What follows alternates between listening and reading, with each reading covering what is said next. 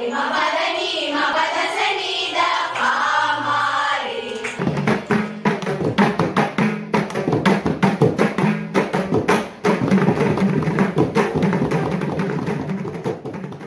To Tamil tech travel. இந்த எபிசோடில் நம்ம என்ன பார்க்க போகிறோம் அப்படின்னா, பேங்காக்கில் இருக்கிற நம்ம மகாமாரியம்மன் டெம்பிள் பற்றி பார்க்க போகிறோம். பேங்காக்கில் மகாமாரியம்மன் டெம்பிளா அப்படின்னு நிறைய பேர் ஆச்சரியப்படலாம். ஏன்னா நம்ம பேங்காக் அப்படின்னாலே நமக்கு வந்து ஷாப்பிங் அண்ட் நைட் லைஃப் தான் முதல்ல ஞாபகத்துக்கு வரும். பட் இருந்தாலும் அங்கே யாருக்கும் நிறையா தெரியாத பட் ஆனால் ரொம்ப ஃபேமஸாக இருக்கிற இந்த மகாமாரியம்மன் டெம்பிள் பற்றி தான் இந்த எபிசோடில் நம்ம பார்க்க போகிறோம். ஸோ இந்த மகாமாரியம்மன் டெம்பிள் எங்கே இருக்குது அப்படின்னு கேட்டிங்கன்னா, வாட்கீக் அப்படிங்கிற ஒரு இதை வந்து வாட்கீக் அப்படின்னு சொல்றாங்க. அதுக்கப்புறம் வந்து இது வந்து செயின்ட் லூயிஸ் அப்படிங்கிற ஒரு பிடிஎஸ் ஸ்டேஷன் பக்கத்துல இருக்கு. It is in the heart of the city. அதுக்கப்புறம் இந்த கோயில் வந்து கிட்டத்தட்ட 1879ல இதை வந்து வைத்தி படையாச்சி அப்படின்னு நம்ம இந்தியாவிலேருந்து அங்கே போய் செட்டில் ஆகிருக்கிற ஒருத்தர் வந்து இதை கட்டியிருக்கிறாரு. ஸோ இந்த கோயில் பார்த்தீங்கன்னா மோர் தென் 120 இயர்ஸ் ஓல்டு கோயில். இது நம்ம ஊரில் ஒரு மாரியம்மன் கோயிலில் என்னென்ன பூஜை பண்ணுறோம், சம்பிரதாயம் பண்ணுறோமோ அதே மாதிரி அங்கேயும் அதே மாதிரி தான் பண்றாங்க.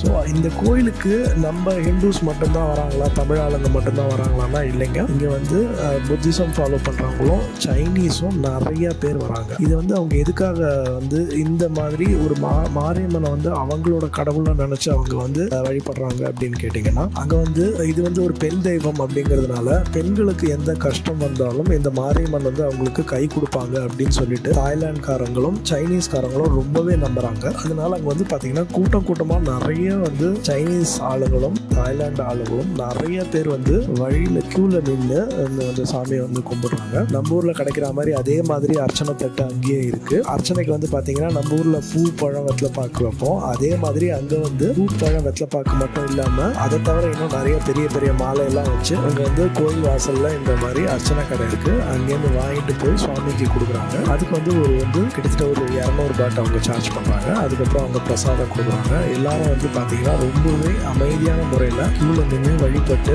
ரொம்ப ஆத்மார்த்தமா வந்து சுவாமியை கும்பிட்டு போறதை நம்மளால பார்க்க முடியுது. ஸோ அந்த கோயில் இருக்கிற இடமே பாத்தீங்கன்னா அது வந்து ஒரு ஹார்ட் ஆஃப் த சிட்டில இருக்கிறதுனால டிராஃபிக் ரொம்ப இருக்கு. பட் இருந்தாலும் வந்து அது ரொம்ப வந்து ஆர்கனைஸ்டா அவங்க வந்து ரொம்ப கிளீன் அண்ட் ஆர்கனைஸ்டா வந்து மெயின்டைன் பண்றாங்க. 24/7 வந்து போலீஸ் செக்யூரிட்டி இருக்கு. அந்த கோயிலுக்குள்ள போறதுனா நீங்க வந்து மாஸ்க் இல்லாம போக முடியாது. அதுக்கப்புறம் ஃபுல்லா வந்து மானிட்டர் பண்ணிட்டே இருக்காங்க, யார் யார் வராங்க போறாங்கன்னு சொல்லிட்டு. நம்ம கோயிலுக்குள்ள போகும்போது கூட ஒருத்தரையும் நிறுத்து போட்டோ எடுத்து தான் அனுப்புறாங்க. அந்த மாதிரி வந்து ஒரு செக்யூரிட்டி சிஸ்டம் இருக்கு. கோயில வந்து அவங்க பராமரிக்கிற விதம் பாத்தீங்கன்னா ரொம்ப நல்லா பராமரிக்கிறாங்க.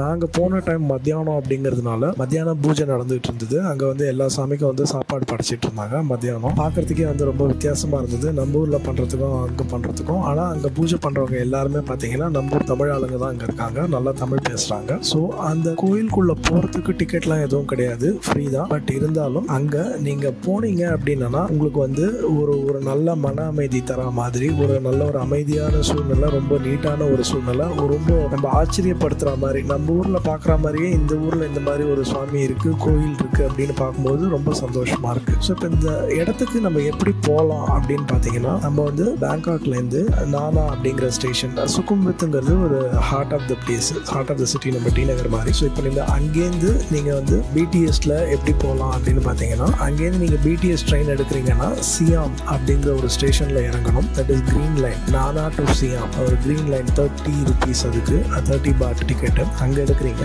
அதுக்கப்புறம் சியாம் அப்படிங்கிற ஸ்டேஷன்ல இறங்கிட்டு சியாம்ல இருந்து நீங்க ஒரு ப்ளூ லைனுக்கு மாறினீங்கன்னா அங்க வந்து செயின்ட் லூயிஸ்ங்கிற ஸ்டேஷன்ல திருப்பி இறங்கணும். இறங்கிட்டு அங்கிருந்து அது ஒரு 40 பாட் டிக்கெட்.